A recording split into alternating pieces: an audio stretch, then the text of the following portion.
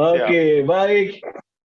Kita record ya. Halo semuanya, apa kabar? Selamat datang di Doremi Show. Kenapa namanya ganti nih, bro? Halo. Ganti, iya kan? Karena Mr. Doni is coming back. Is coming back. Jadi Doremi itu ada singkatannya. Yes. Doremi artinya. Do-nya itu Doni the Kaiser, bukan isolasi. Di rumah aja. Re-nya saya dari Ruby Herman, yes. Kemudian Mi-nya ada Mr. Mario. Oke. Nah, jadi kita tidak cuma membahas soal makanan ya, bro ya. Jadi Doremi edisi malam ini ternyata istimewa dan spesial sekali karena kita punya tamu istimewa.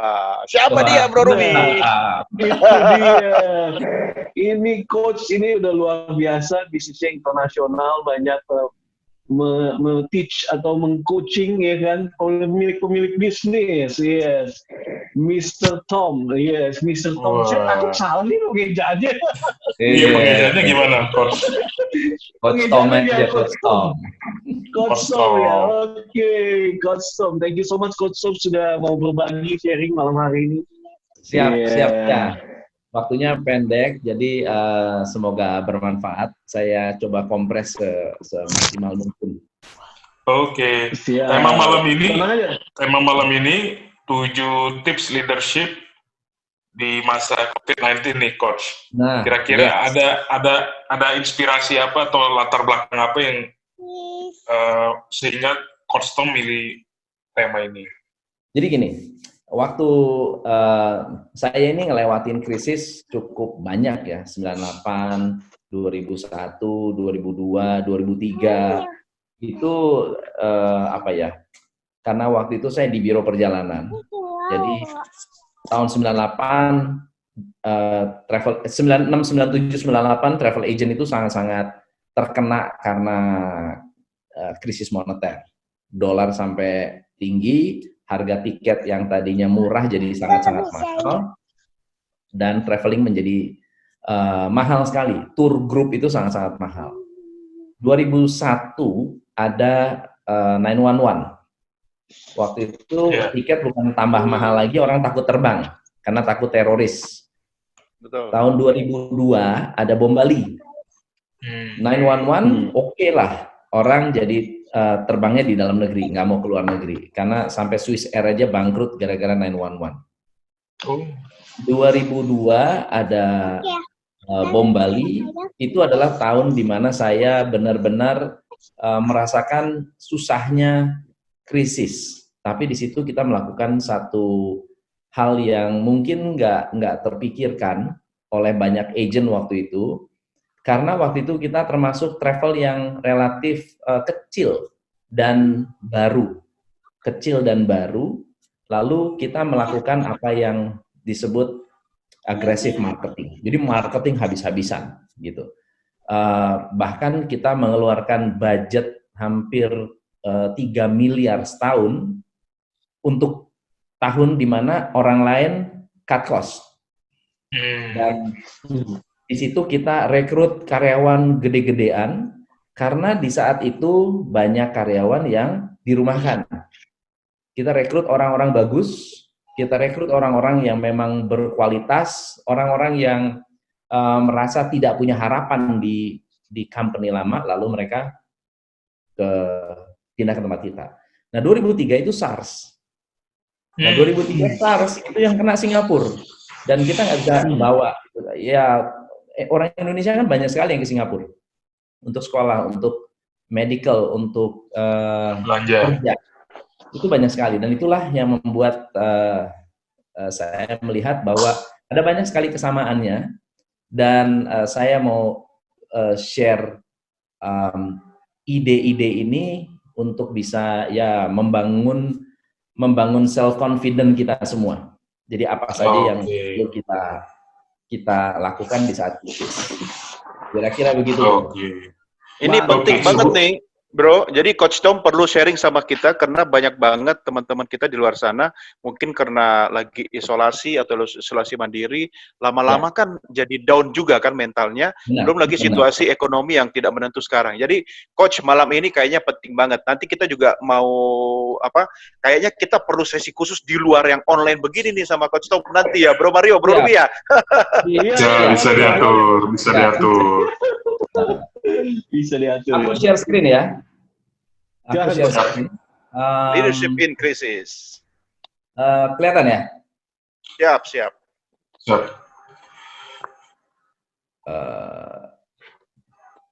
Ini kelihatan apa nih? Leadership in crisis. Benar ya? Oke, good. Ya. Full screen ya. Jadi leadership in crisis ini kalau sedikit kenalan, saya Tom MC Ifle, business coach. Saya sehari-hari bantu pengusaha dan belakangan ini saya sibuk banget karena ya 80% klien saya mengalami isu dengan COVID-19 ini. Saya juga menulis buku, investor, saya banyak sekali membantu pengusaha dari segi operation excellence. Ya. Nah, kalau teman-teman masih ingat kondisi ini, 911, ini adalah kondisi di mana satu krisis yang benar-benar unpredictable dan efeknya bahkan hampir setiap tahun tayangan ini masih terus-menerus diulang-ulang oleh media Amerika untuk mengingatkan bahwa ya suatu hari kita nggak akan perlu mengalami hal ini lagi kalau kita punya persiapan. Dan Amerika nggak pernah terpikir akan terjadi di pusat ekonomi Amerika, dan kondisi ini sangat-sangat menciptakan trauma yang luar biasa. Nah, waktu itu majornya atau wali kotanya namanya Rudy Giuliani, ya. Dan di salah satu bukunya dia mengutip, on September 11, God had provided an opportunity to design a course in leadership just when I needed the most. Dia mengatakan bahwa hari itu Tuhan buka kursus tentang leadership. Actually itu yang terjadi hari ini, bahwa Tuhan sedang membukakan sebuah peluang buat kita semua untuk belajar yang namanya leadership. So saya skip sedikit keluar dari topik krisisnya, tapi kita melihat dua gambar ini. Ini ada Formula 1 dan ada gerobak. Kesamaannya sama-sama bergerak, sama-sama bisa berjalan. Perbedaannya ada pada sistemnya.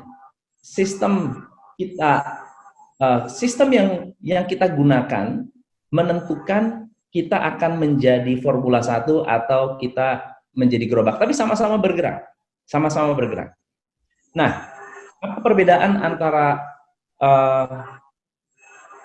natural pearl dengan cultured pearl atau budidaya? Cultured pearl adalah sama-sama mutiara, sama-sama berkualitas, cuma perbedaannya adalah dia dibudidaya. Natural pearl, orang harus nyelam, mencari, dan membahayakan nyawa untuk bisa menemukan natural pearl. Dan penemunya adalah Mikimoto Kokichi. Waktu di interview, Mikimoto Kokichi ini menceritakan tentang sebuah sistem. Dia mengatakan kalau kita memahami sistem formasi bagaimana sebuah oyster bisa menghasilkan mutiara, kita bisa menduplikasi dan secara konsisten menciptakan kesuksesan. So, kita pernah menemukan begitu banyak krisis, dan kita sudah melihat, menyaksikan banyak leader-leader di luar sana yang berhasil melewati krisis. Dan kalau ini adalah sebuah sistem, maka kita pun bisa keluar dari krisis yang sama. Sehebat sistem itu bisa menciptakan pearl yang konsisten, ya kalau bisa mendapatkan model yang cantik seperti ini juga, bisa dibawa pulang. Ya kan, dan bisa menghasilkan result, bisa menghasilkan result yang konsisten. Kesuksesannya terletak pada memposisikan diri di dalam lingkungan. Jadi kita punya tempat di setiap di lingkungan, di dunia ini. Dan kalau kita bisa atau pintar menempatkan diri, kita bisa berinteraksi dengan krisis dengan cara yang sehat, dengan cara yang saling menguntungkan. Jadi kita bisa bayangkan, 911 is a crisis. Banyak orang yang stres dan trauma. Tapi ketika kita menempatkan diri di tempat yang tepat, menjadi saling menguntungkan. Krisis itu memberikan manfaat buat kita, kita bisa memberi manfaat untuk krisis itu sendiri.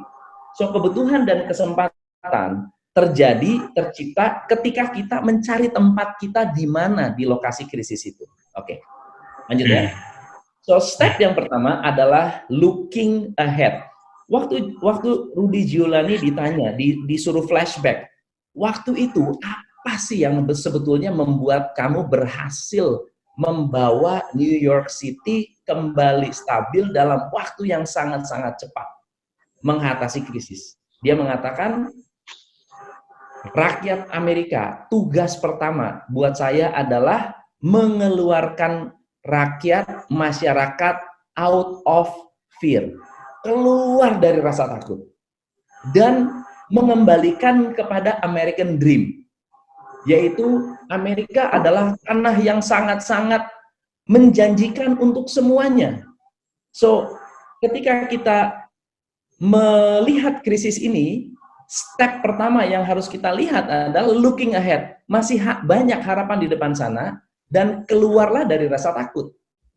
Kita harus memilih, kita itu memilih ketakutan, atau kita memilih penuh harapan. Dan yang sukses adalah yang memiliki mindset penuh harapan. Yang kedua, seorang leader di masa krisis ini harus super optimis. Kita bisa bayangin ya, waktu 2002, saya kerja di sebuah travel yang kecil, yang nggak punya budget marketing. Kita pinjam utang bank, bayangin ya, pinjam utang bank miliaran rupiah untuk mendanai marketing. Kita terima telepon pun kekurangan orang. Telepon masuk, nggak ada orang. Kita orangnya terlalu sedikit. Kehebatan dari leader saya waktu itu adalah super optimis. Dan ini yang dibutuhkan oleh kita. So, saya punya sedikit ilustrasi tentang kura-kura. Kenapa kura-kura? Kalau ada bahaya dia nggak lari. Kenapa ayo? Karena ada perlindungan. Karena ada rumah. Iya, karena ada rumah. COVID-19 juga sama. Kenapa kita nggak perlu lari? Karena kita punya rumah.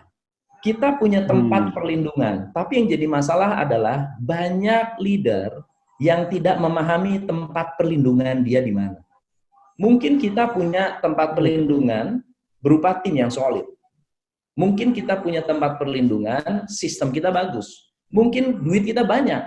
Mungkin kita diuntungkan karena kita memang selama ini jualan masker, lalu kemudian harga masker jadi naik. Mungkin selama ini kita merasa dapat perlindungan karena kita ngambil manfaat yang berbeda. Wah, ini kesempatan nih, nggak pernah ngalamin krisis, karena hari ini kita bisa belajar. Mungkin kita memiliki perlindungan karena kita kompeten. Mungkin kita punya perlindungan karena keluarga kita bisa backup kita. Atau mungkin ada orang yang simply karena percaya kepada Tuhan bahwa kita akan menjadi lebih baik. So, pertanyaan pertama adalah, apa yang bisa membuat Anda menjadi orang yang super optimis? Ini harus Anda putuskan sekarang. Kalau kita mau keluar dari krisis. Lalu yang ketiga adalah jadi orang yang transparan. Ray Dalio adalah gurunya Tony Robbins, dan dia memprediksi bulan Maret akan terjadi krisis, dan dia bet European market tuh, dia menang miliaran rupiah karena dia kayak bet against the market, dan prediksi bahwa bulan Maret akan terjadi krisis, dan benar-benar terjadi krisis. Dia mengatakan begini, radical transparency foster goodness in so many ways for the same reason that bad things are more likely to take place behind closed doors. Jadi kalau kita mau membuat tim kita happy, membuat tim kita semangat, kita harus jadi orang yang transparan. Nah, begini, banyak business owner di luar sana tidak transparan. Tidak transparannya begini. berusaha untuk menyelamatkan diri, mengatakan kondisi buruk, padahal keuangan masih baik. Tapi ada juga business owner di luar sana yang kondisinya buruk, tetapi mengatakan kepada tim, tenang, kita baik-baik saja. So, kita harus benar-benar transparan secara radikal. Dan dari transparansi yang radikal ini akan melahirkan banyak-banyak kebaikan. Lalu yang keempat adalah menjadi orang yang over communicate. Ini berkomunikasi sebanyak mungkin, sesering mungkin kepada customer, kepada tim, kepada supplier, kepada shareholders, tentang apa yang terjadi dengan diri kita, dengan bisnis kita. Ada satu kasus yang menarik, kembali ke cerita Rudy Giuliani, dia mengatakan begini, masa-masa terbaik yang dididik oleh orang tua dia adalah ketika masih kecil, si Rudy setiap jam 8 pagi diajak briefing oleh mamanya untuk bikin PR, untuk memastikan kamu udah bikin PR belum sebelum berangkat ke sekolah, gitu ya. Nah, Rudy bilang kekuatan dari morning briefing atau berkomunikasi, menyediakan tempat dan waktu yang konsisten setiap hari, di mana dia bisa diakses oleh lembaga-lembaga, oleh perusahaan, oleh orang-orang yang mau minta keputusan beliau hari itu terjadi di morning briefing. Polisi, pemadam kebakaran, healthcare, kemudian district attorney, semuanya kumpul di satu ruang meeting di balai kota untuk membahas koordinasi. Jadi kita tidak boleh putus komunikasi, justru kita over komunikasi, berkomunikasi berlebih-lebihan untuk menyampaikan semangat, untuk membangun rasa positif, untuk mengarahkan, untuk membrief mereka supaya tidak tertahan dengan rasa takut. Kalau bisa live video setiap hari kalau memang perlu. Ya, kalau bisa hangout setiap hari, kita panggil mereka makin sering makin bagus. Mereka harus merasakan bahwa kita peduli, dan ini momen penting buat kita untuk melihat dengan mata kepala sendiri, mendengar dengan telinga kita sendiri kendala dan kesulitan semua customer kita, tim kita, supplier kita, dan shareholder kita. Lalu berikutnya adalah to be more caring. Caring di sini cukup menarik karena di dalam krisis justru kita tidak boleh memanjakan tim kita, tapi harus sadar bahwa di masa sulit menciptakan kekuatan. Di masa sulit orang terlatih untuk jadi lebih kuat, mendorong orang untuk maju. Jadi tugas kita adalah melakukan yang namanya tough love. Kita melakukan mendorong tim kita meskipun sakit. Kita memaksa tim kita meskipun nggak enak. Misalnya nggak biasa menggunakan teknologi, paksa sampai mereka terbiasa. Tidak terbiasa digital marketing, paksa sampai biasa. Nggak biasa posting sosial media, ya paksa sampai bisa. Dan ini artinya Anda care dan peduli dengan masa depan mereka. Ya. Pertanyaannya adalah, kalau kita mau push, paham nggak dengan push factor-nya setiap karyawan kita? Bahkan kita kenal nggak dengan push factor kita sendiri? Push factor adalah tempat atau posisi di mana kita akan bersemangat dan membangun inisiatif tanpa disuruh. Misalnya, ada orang yang kebutuhannya kuat, jadi dia push factor-nya gede gitu. Ada yang kelaparan, ya push factor-nya di kelaparan. Ada mungkin yang punya passion dengan pekerjaan, ada yang memang dia sabar, push factor-nya dia sabar. Ada orang yang berani, memang suka tantangan, senang saingan, senang coba hal baru, berpikir positif, atau senang didorong melebihi batas dia, atau punya tujuan yang jelas. Kita sendiri harus punya push factor itu. Kalau kita punya push factor itu, kita pelajari push factor tim kita. Gunakan push factor itu, dorong sampai sukses. Ada pernyataan menarik, Donald Campbell bilang, the only place success come before work is dictionary. Ya, satu-satunya tempat sukses itu datang sebelum kerjaan, karena S lebih dulu dari W. doang. Hanya di kamus Action doang. juga ya. Kerja keras dulu, baru sukses, gitu ya. Kita push terus. Nah, tugas leader is to drive for change. Nah, how to drive? Kadang-kadang kita akan melakukan salah-salah juga. It's okay. Kita take action, experimentation. Lebih baik kita melakukan 6 wrong way to get one right path, gitu ya. Nggak apa-apa, kita coba satu, coba lagi. Kita akan menemukan the right path. Tapi kalau kita menunggu waktu, nggak akan ketemu right path-nya. Dan salah satu komponen penting untuk membangun leadership yang efektif adalah to believe it can be done. Kalau Anda yakin, Anda komitmen, Anda confident, it can be done. Dan final thought dari saya adalah kita nggak bisa melupakan bahwa apapun yang terjadi, kesuksesan kita hanya bisa terjadi kalau kita diizinkan oleh Tuhan untuk sukses. Jadi bersujudlah, bisik sama bumi, semoga Tuhan atau langit jawab doa-doa kita. So, semoga bermanfaat. Waktunya tinggal 7 menit. Thank you so much. Wow, amazing. Mantap. Ilmunya dahsyat banget ini. Mahal ini, bro. Mahal banget ini. Oke. Siapa duluan mau tanya? Bro Robi mau tanya? Dari Bro Doni dulu ya. Oke. Banyak banget sebenarnya yang pengen ditanyakan, tapi karena waktunya terbatas. Jadi tadi yang menarik Coach Tom soal push factor ya. Kan tiap orang beda-beda tuh push factornya. Nah, bagaimana menyamakan dari banyaknya push factor tiap orang yang berbeda-beda itu untuk satu visi korporasi atau perusahaan yang sama, walaupun mungkin beragam, tetapi kita menuju kepada satu hal yang menjadi impian bersama. Gimana, Coach? Ya. Startnya dari mengeluarkan fear mereka. Kita harus lepaskan diri dari rasa takut dan kita mau menciptakan sesuatu yang lebih baik. Nah, manusia itu bisa menciptakan push factor ketika ada kontras. Misalnya contohnya, saya pengen menciptakan Amerika yang lebih baik, tapi ada Meksiko yang menghalangi kita. Lalu kita ciptakan musuh di dalam bisnis kita. Nah, kita cari musuh yang common enemy bersama-sama. Kalau di tim saya, common enemy-nya adalah mereka adalah tulang punggung keluarga. Lu nggak kerja keras, lu puasa.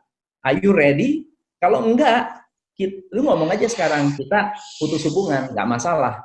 So, cari common enemy. Dan saya yakin seorang leader pasti punya feeling tentang common enemy perusahaan. So, let's say misalnya kalau saya mau menciptakan common enemy-nya adalah kompetisi kita bisa bilang, kill our competition. Kita mesti duluan menang. Dan itu akan menjadi push factor. Nah, yang jadi masalah adalah banyak dari kita yang masih punya rasa takut. Kita mesti geser dulu, eliminate fear-nya itu, fokus ke masa depan, baru kita bicara kontras kita nggak bisa achieve ini. Kenapa? Kita masih dihalangi kompetitor. Let's kill our competition. Dan kita bisa fight untuk menang. Termasuk di dalamnya, Coach, kalau dalam grup kita ada ternyata 1-2 orang, ya pastilah ada yang troublemaker, ada juga yang energi negatif gitu kan. Bagaimana cara mengatasinya pada saat yang bersamaan kita harus menuju satu visi kita bersama, tapi di sisi yang lain dalam gerbong kita juga ada energi-energi yang mengganggu nih, Coach. Nah, saya biasanya kasih ada satu kuadran di mana ada orang yang memang attitude-nya bagus, skill-nya bagus. Tapi ada orang yang attitude-nya jelek, skill-nya juga jelek. Hanya bisa diselesaikan dengan pressure. So, ketika kita press orang itu harus ambil keputusan. Keluar dari perusahaan, jadi baik, atau attitude-nya jelek, tapi berprestasi. Kasih pressure, dikasih tekanan habis. Ya udah deh, saya nggak mau ngomong sama orang, saya nggak mau peduli. Yang penting gue jualan, asal lu nggak ganggu gue. Ya udah nggak apa-apa. Good for the company. Tapi ada juga yang saya belum bisa berprestasi, tapi saya sekarang berubah, sifat saya berubah. It's good juga for the company. Gitu. Tapi ada Berarti juga yang attitude nomor 1 dong ya? Attitude nomor 1. Oke, Coach, sebentar Coach, saya potong dulu. Ini memberi inspirasi buat saya, kalau ketemu sama Bro Mario, dia selalu memberikan energi negatif kalau saya mau diet, selalu gagal diet kalau ketemu dia. Harus bagaimana ini Coach? Jangan kasih bakmi.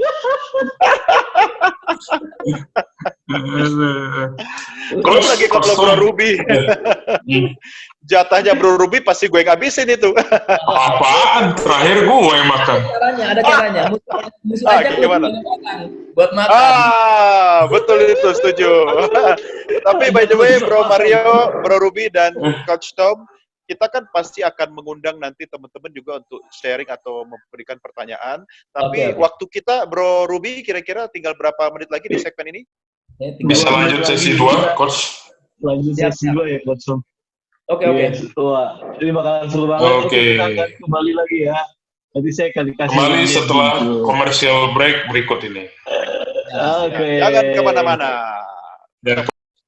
Oke, saya rekam. Sip. Oke, baik, kembali lagi nih di Doremi Show. Baik, Pak Mario, kita buka pertanyaan atau Pak Mario mau tanya? Ada pertanyaan dulu dari audiens? Soalnya saya bakal nanya banyak nih.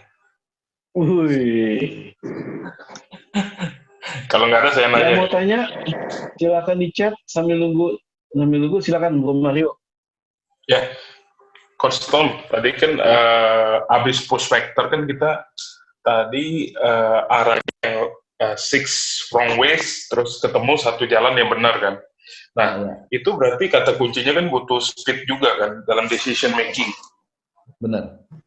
Nah, kenyataannya kan tipe-tipe leadership di manajemen, andai kata satu perusahaan ada 4 manajemen situ, yang pegang suara kan mungkin CEO ya. Terus ada misalkan COO, ada CTO, ada CMO di situ. Nah, tadi balik lagi ke push factor, ada yang lebih tipikalnya kesabaran. Nah, push factornya. Satu lagi sisinya speed. Karena mungkin yang penilaian yang speed ini ya buat nemuin itu tadi. Betul kata Coach tadi, trial and error mungkin ya. Aku bisa ambil satu pattern di situ. Kita harus coba terus sampai ketemu satu red path-nya. Nah, itu formulanya gimana bisa, misalkan di 4 C-level itu mungkin ada tipikalnya gimana, satunya pengennya yang slow, pelan tapi pasti, satunya pengennya speed. Mungkin kalau aku baca biografinya William Suryajaya, pendirinya Astra, dia ngomong tuh di situ, memang penting setiap manajemen ada yang tipikalnya gas, tipikalnya ngerem, terus ada yang tipikalnya kopling. Nah, cara elaborate-nya itu gimana, Coach? Ya, sebetulnya, apalagi pada saat krisis. Ya, dalam hal ini konteksnya ini pimpinan puncak ya. Dalam kasus krisis ini berarti siapa yang punya peranan dan siapa yang akan take leadership role di dalam perusahaan. Di sana kita perlu mendesain sebuah komunikasi. Mana komunikasi ini kalau memang tidak sejalan, mereka masing-masing boleh dikasih kesempatan untuk melakukan eksperimennya masing-masing. Misalnya kita punya 4 leader, saya punya arah bahwa kita harus keluar dari zonanya kita nih, zona problemnya kita nih. Berarti saya punya 4 leader yang punya sifat yang berbeda-beda. Masing-masing boleh menciptakan eksperimentasinya mereka sendiri. Ada yang mau eksperimen dengan kesabarannya dia, silahkan. Ada yang mau eksperimen dengan kecepatannya dia, silahkan. Ada yang mau eksperimen dengan strategi lainnya, silahkan. But, over communicate. Kita over communicate. Kalau berhasil, transparan. Berhasil diomongin, nggak berhasil diomongin.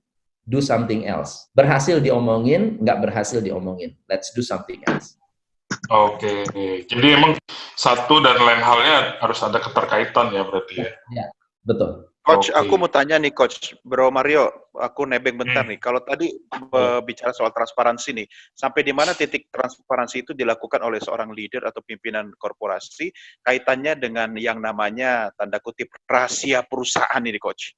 Ya, sejauh itu bermanfaat untuk karyawan kita. Sejauh itu bermanfaat. Jadi kalau disebut radikal, itu sebetulnya udah telanjang bulat, actually. Radikal itu berarti telanjang bulat. Jadi artinya begini, even misalnya gaji saya berapa, gaji orang lain berapa, dulu dirahasiakan, sekarang nggak ada rahasia lah. Kenapa saya digaji dia? Transparansi, dia kondisinya begini, dia emang hebatnya begini. Saya nego dengan dia segini, lo mau kayak dia, kamu bisa nggak selevel dengan dia? Bisa nggak menghasilkan seperti apa yang dilakukan? Tapi sekaligus juga orang yang dengan kita transparan seperti itu, berarti kita harus komit dengan apa yang kita sampaikan. Misalnya, saya gaji dia besar, dengan harapan yang besar, kalau dia nggak perform, kita ditonton banyak orang nih. Lihat komitmen kita terhadap itu bisa membuka kotak Pandora nggak, Coach? Artinya ketika itu dilakukan, segala macam masalah bisa mengemuka, kemudian orang-orang tuh yang selama ini pakai topeng gitu kan, ketahuan aslinya, Coach. Yes, itu sebetulnya yang kita butuhkan. Dan ketika orang percaya, kecepatan itu terjadi. Misalnya, saya nggak perlu misalnya Bro Ruby ngomong sama saya, Coach, kita bikin Doremi. Saya bilang, oke, siap. Kenapa? Karena percaya. Coba kalau nggak percaya. Itu karena Ruby yang ngomong, Coach. Coba kalau Mario yang ngomong, orang nggak percaya. Kalau ngajak makan baru percaya. Coba kalau misalnya nggak percaya. Kalau nggak percaya, minta proposal dulu, tulis surat dulu. Karyawan kita juga sama.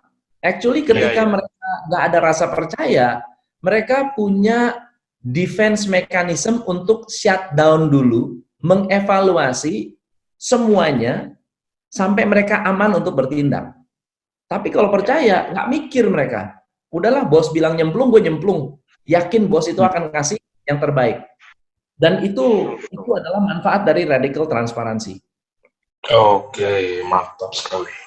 Bro Ruby ada yang mau ditanya? Bro Mario, sebentar, lagi di bidang ini nih.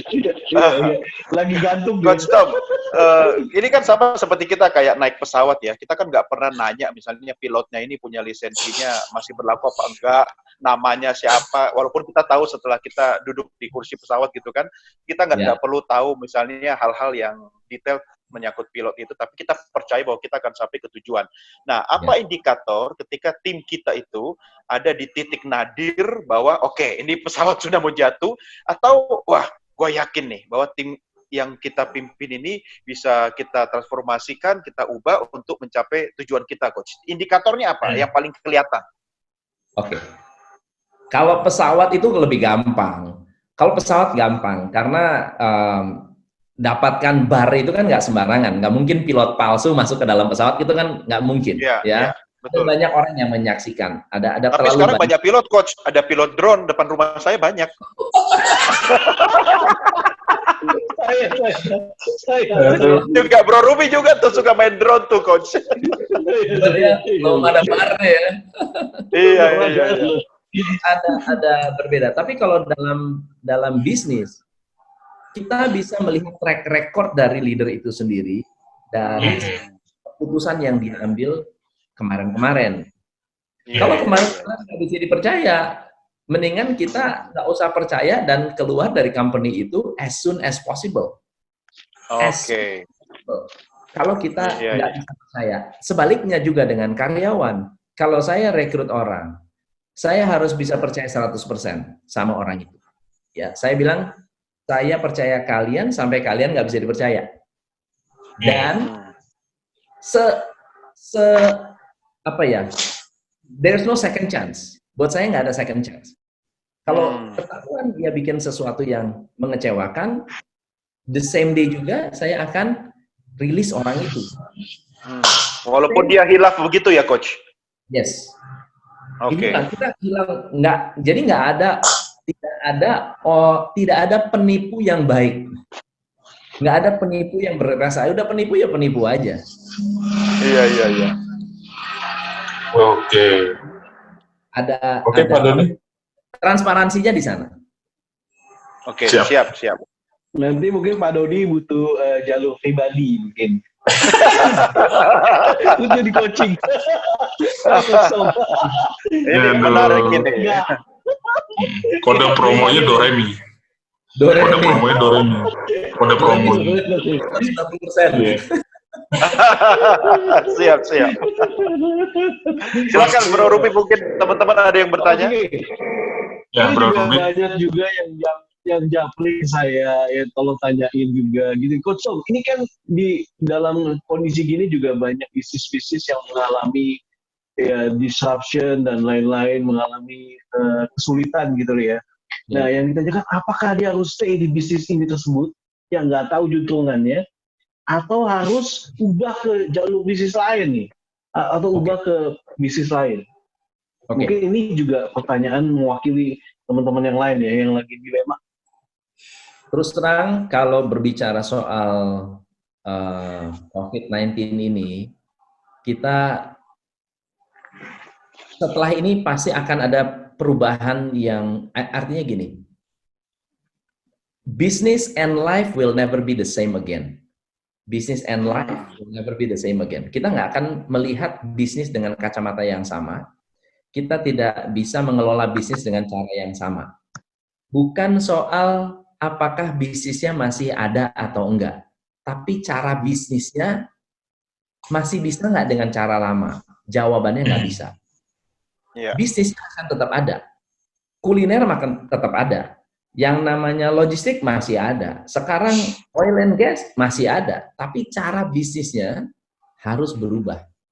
Bisnis boleh lama, tapi caranya baru ya, Coach ya? Caranya pasti harus baru. Pasti caranya berubah. Dengan cara berubah, kita mendapatkan hasil yang berubah. Cara yang lama nggak akan mungkin bisa. The old way itu akan tertekan dengan sendirinya. Dia akan tertekan. Dan satu saat kita baru ngerti. Daripada nanti belakangan baru ngertinya, mendingan dalam shock terapi ini kita melakukan, kita nerima, accept. Nah, jadi kan ada kurva ini ya, kurva namanya Kubler-Ross curve. Jadi ada satu kurva, di kalau orang kena penyakit, respons pertama itu resisten. Respon pertama resisten, dan respon pertama itu merasa bahwa saya nggak sakit, gitu ya. Orang-orang yang sembuh, justru dia menerima bahwa dia sakit. Orang yang sembuh itu, kalau setelah dia nerima, oh iya bener saya sakit kok, saya mau berubah. Ini fasenya melewati fase depresi. Nah, sebelum kita depresi, mendingan kita langsung terima bahwa kita harus berubah. Daripada kita memaksa, enggak, besok masih bisa, besok dengan cara yang sama. Sekarang, namanya COVID-19 ini, kehebatannya, kebagusannya, kedahsyatannya adalah kita dibukakan mata kita terhadap the weakest point kita. Weakest point kita itu ditusuk sama COVID-19. Kalau misalnya bisnis kita terlalu banyak hutang bank, ditusuk tuh. Itu yang akan menyakiti kita dan itu yang harus kita rubah. Kalau kita terlalu bergantung pada impor, ditusuk tuh sama COVID-19, mati lu. Cina nggak bisa kasih barang lagi. Lu mau apa sekarang? Mau nunggu dia sembuh atau lu mau do something else? Gitu. Kita di weakest point kita. Kalau ada orang yang terlalu banyak ngasih piutang, ke perusahaan, terus hari ini kena COVID-19, terus bilang perusahaan tutup, sorry nggak bisa nagih. Mau nagih nanti nunggu COVID-19 beres. That's your weakest point. Kita mau ngapain? Kita harus rubah itu dulu sebelum kita rubah yang lain-lainnya. Kalau menurut saya, produknya boleh sama. Tapi cara kita berbisnis sudah harus berubah. Iya, menarik. Setuju sekali. Saya khawatir cuma begini, Coach. Jangan sampai nanti setelah COVID-19 ada COVID-20 lagi. Tapi kan kita sudah belajar dari masalah COVID-19 kan. Artinya kita sudah punya backup cara sehingga nanti lebih kuat. Karena saya percaya bahwa sesuatu yang gagal membunuhmu akan membuatmu jauh lebih kuat. Iya nggak? Cie. Lagu itu lagu. Keren. Oke. Audiens ada yang mau bertanya? Audiens ada yang bertanya, kalau mau ngomong boleh. Oh, ini ada di chat nih. Oh, mantap Coach Tom. Thank you buat sharingnya. Oke. Kita buka pertanyaan, teman-teman, mungkin ya inspirasi sekali. Yes, thank you Bro Randy Iswara. Kita buka pertanyaan buat teman-teman yang lagi ini. Mungkin Bro Agus Salim nih, siapa tahu mau nanya. Kalau mau nanya silakan. Mumpung lagi ada coach di sini. Ada coach Tom. Ada yang bertanya? Makin hari makin banyak nih yang nonton. Makin banyak yang nonton. Ini gulung kan? Iya. Episode 1 cuma saya sama Ruby doang yang nonton. Kalau yang penting gini bro, kita kan selalu punya prinsip untuk menebar hal-hal positif, ya kan? Optimis terus ya. Karena kalau kita happy, pasti kita tambah lebih sehat kan, begitu katanya kan? Iya. Tapi sambil menunggu teman-teman yang nanya lewat chatting, ini ada yang nanya lewat chatting juga nih, Bro Ruby, silakan. Bisnis coaching online bagaimana? Jadi kalau bisnis coaching online ini kita ada 3 market kalau yang saya perhatikan ya, ada 3 market yang bisa memanfaatkan bisnis coaching online. Nomor 1 adalah market di bawah usia 25 tahun. Mereka ini adalah orang-orang yang mungkin baru belajar, baru mengenal dunia bisnis, dan memang belum ready untuk misalnya mengikuti seminar, workshop, atau bahkan coaching yang serius. Ya. Mereka ini sudah available, marketnya sudah ada, gitu ya. Dan mereka rajin ikut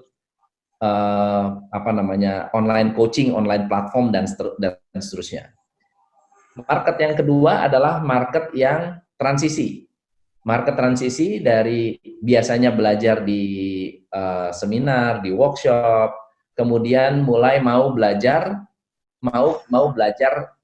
coaching secara atau belajar bisnis lewat face-to-face coaching atau one-on-one coaching. Ini ada. Nah, mereka ini masih tidak ada masalah dengan yang namanya online coaching. Misalnya kita pindahkan dari face-to-face meeting dengan Zoom. Nah, ada yang ketiga nih.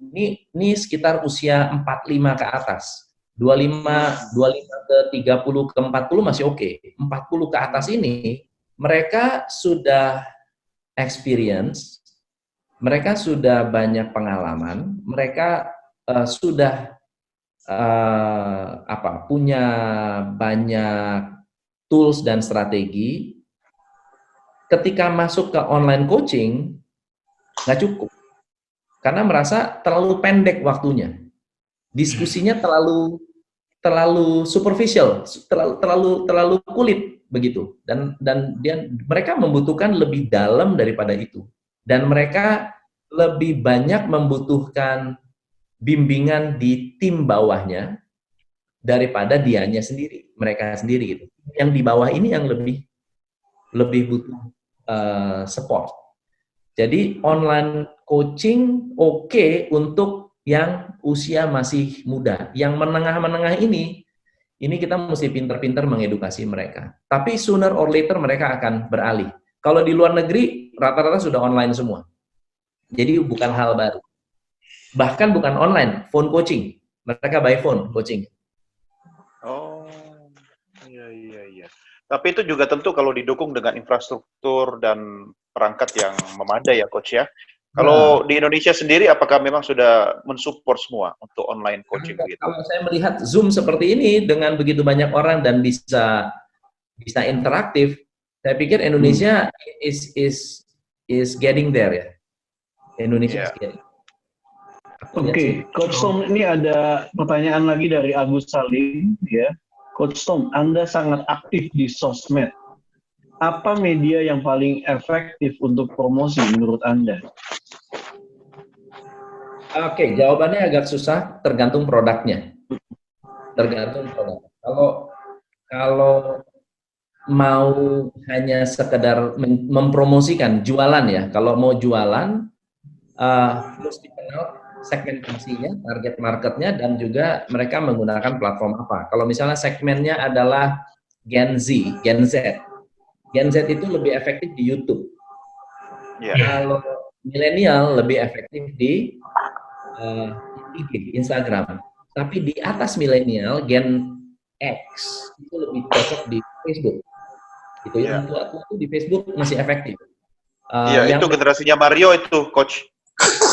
Makanya dia lebih suka pakai Facebook. Kalau saya kan Instagram. Facebook gue udah nggak ada, bro. TikTok saya TikTok. Iya.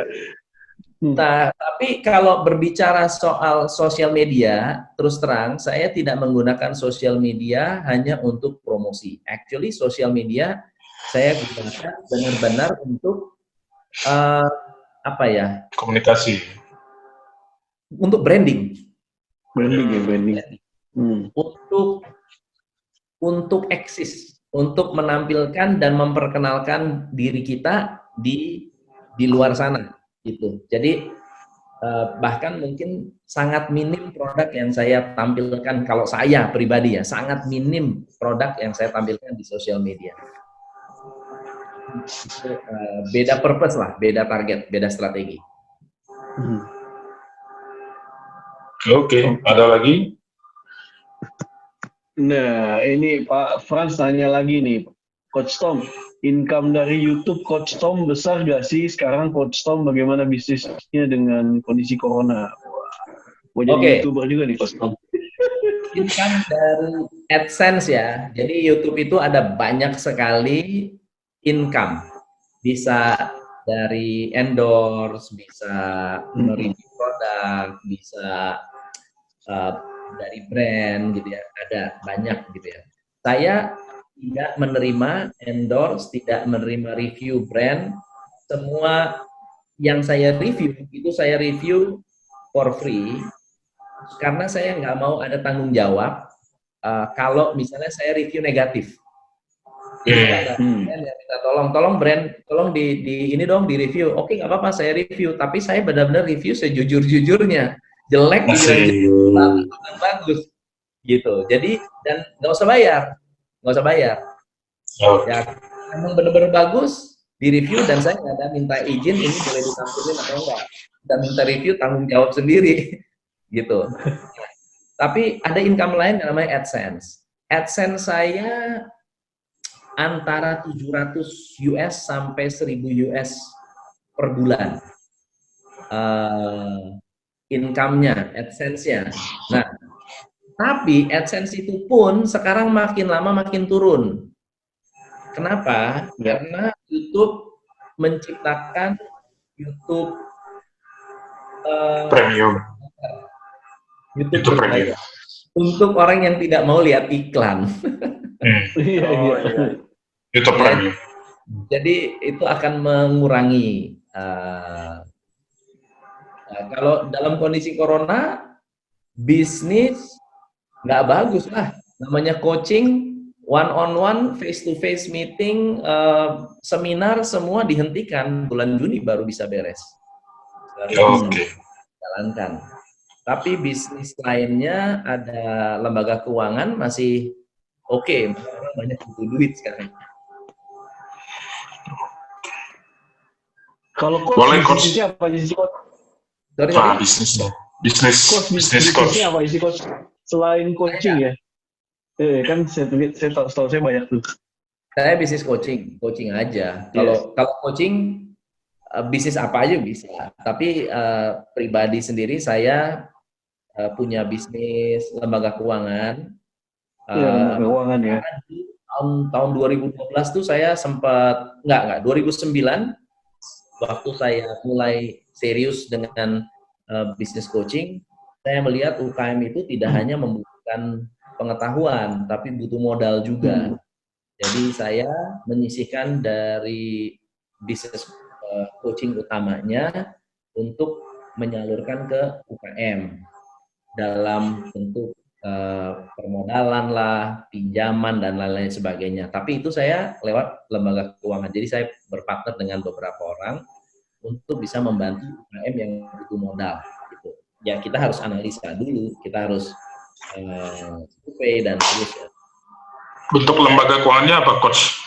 DPR, bank, atau leasing atau apa? Koperasi. Karena simpan pinjam ya. Dan lalu kemudian di Semarang saya ada partneran untuk radio, tapi radio kecil lah, radio kecil ada partneran. Butuh konten aku radionya. Radio ini aja, iseng-iseng aja. Kalau itu income kecil banget, ya billing kecil dan di daerah kan, dan jangkauannya juga luas. Itu buat saya ini aja, gengsi. Nah. Oke. Ini ada pertanyaan dari Bro Yao. Ya, silakan Bro Mario. Bisnis apa yang mudah recovery dirinya dan bisnis apa yang sulit recovery dirinya pasca COVID-19 ini berlalu di luar aspek keuletan dan kegigihannya? Oke.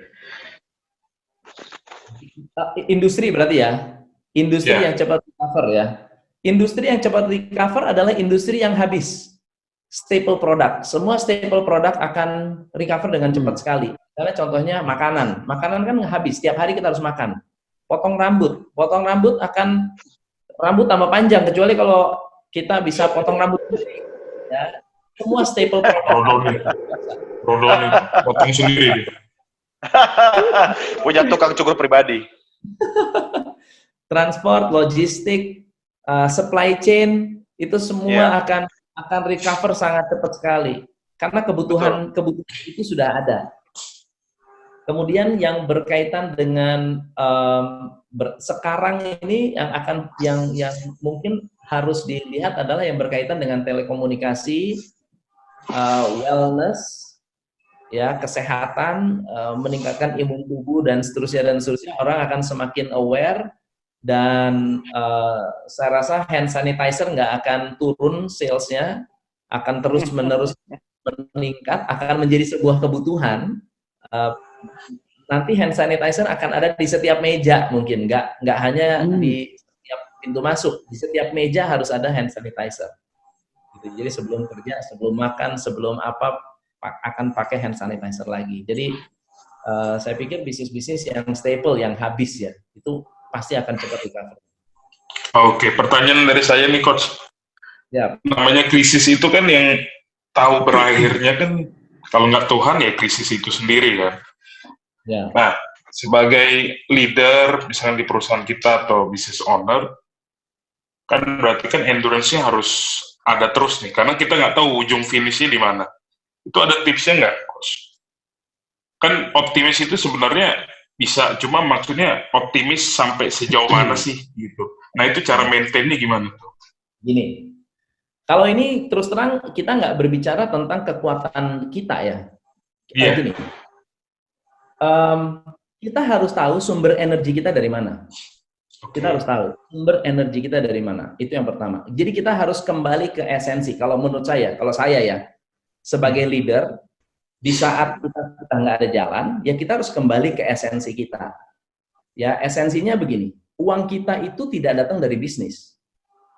Uang kita atau rezeki kita datangnya dari Tuhan. Ya, itu esensinya.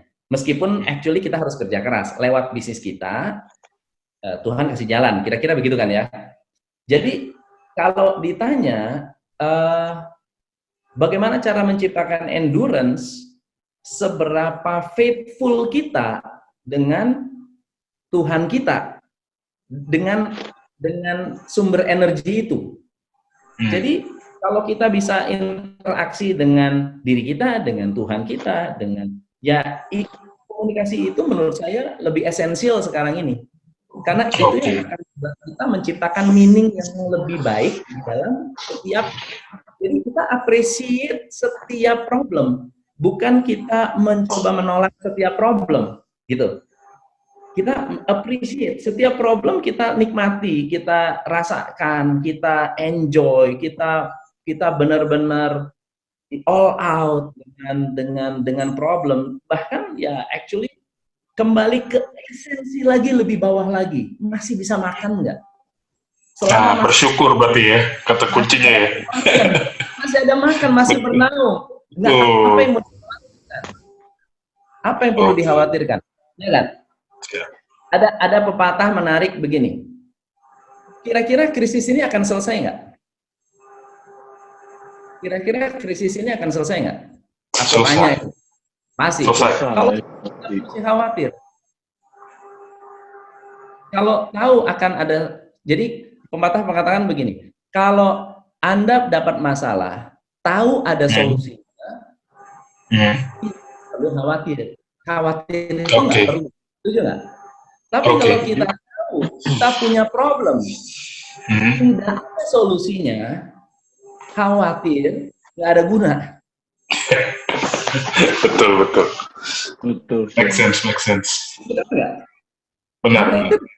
Udah ngapain khawatir, santai aja. Santuy di rumah aja ya, Bro. Santuy. Iya. Satu lagi, Coach.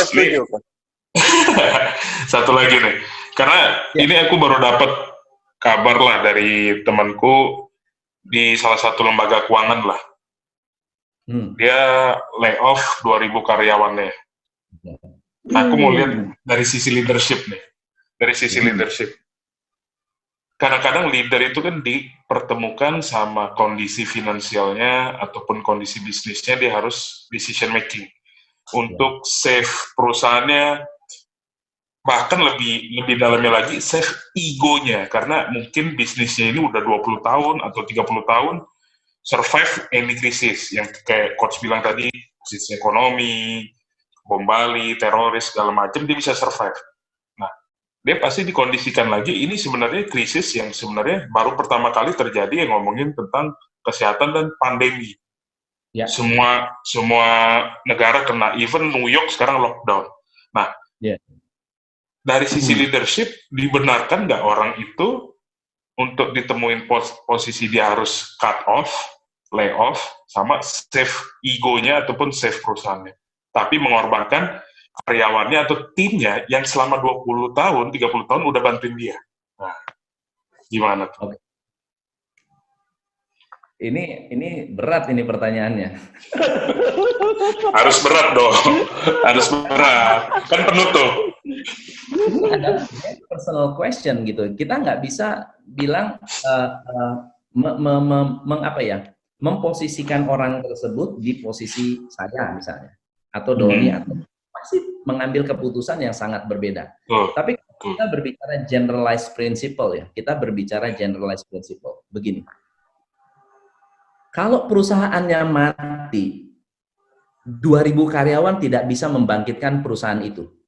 Tapi kalau karyawan itu dikeluarkan, cuma butuh 1 hari untuk call mereka balik untuk kerja balik dengan perusahaan kita. Jadi kalau saya akan selamatkan perahu paling besarnya dulu, meskipun harus mengorbankan krunya. Kenapa? Kalau perahunya selamat, dalam 1 phone call orang itu sudah kembali ke perahu kita. Dan kita bisa yakin karyawan kita tidak akan mati kelaparan hanya karena tidak bekerja di perusahaan kita. Justru itu sebetulnya ego yang lebih besar lagi. Kalau sampai kita bilang, oh kalau dia nggak kerja di sini, dia akan mati kelaparan. Siapa kita? Siapa kita? Belum tentu juga gitu loh. Dia berada di tempat kita akan lebih baik. Belum tentu juga. Menyelamatkan menurut saya yang stake-nya lebih besar lah. Oh, Itu ya. Kalau yang lain aku nggak tahu. Luar biasa ini. Oke, mantap. Selamat, jawabannya mantap, Coach. Kenapa, Bro? Yes. Oke, buat mantap. Buat teman-teman yang mungkin mau pengen tahu kegiatan dari Coach Tom, ya, atau pengen tahu servisnya dari Coach Tom, ya, teman-teman bisa follow akses kemana, Coach Tom? Ya, follow IG-nya di Tom. Ini dia nih, saya tulis di chat, ya kan? Betul ya, Coach? Saya udah lihat. Yes, dan juga ada YouTube-nya juga sama ya, Coach ya?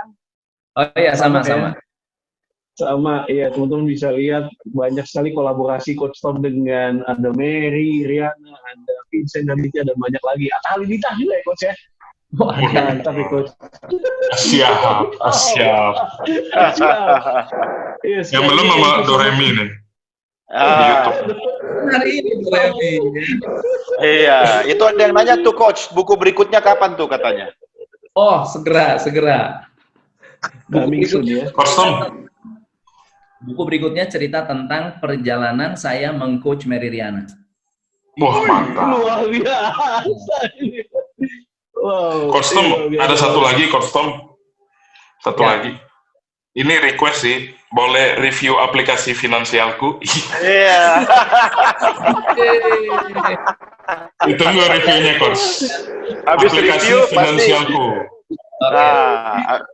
Kasih kode. Jangan lupa nanti kolaborasi. Coba bayar, tenang aja. Iya. Hanes review aja nggak apa-apa. Hanes review. Iya, Coach. Just info, Coach, bahwa finansialku ini diakses oleh sebulan itu 5 juta, Coach. 5 juta viewers ya. Iya, terus udah gitu dia subscribernya yang menggunakan aplikasinya kurang lebih ada 200.000 ya, Bro ya. 220 update hari ini. Ya, mungkin jadi inilah, Coach. Oke, karena waktunya juga sudah berarti bisa kasih backlink dong ya ke website gua ya. Bisa. Langsung kolaborasi. Sekali lagi thank you so much, Coach Tom, yang sudah berbagi sharing. Mantap sekali. Ya, teman-teman, thank you udah hadir. Ya, waktu kita tinggal berapa detik lagi. Sekali lagi thank you so much. Sampai jumpa di next episode di Doremi Show. Show. Thank you, Coach. Thank you semua. Bye. Saya Doni. Saya Ruby. Saya Mario. Sampai jumpa di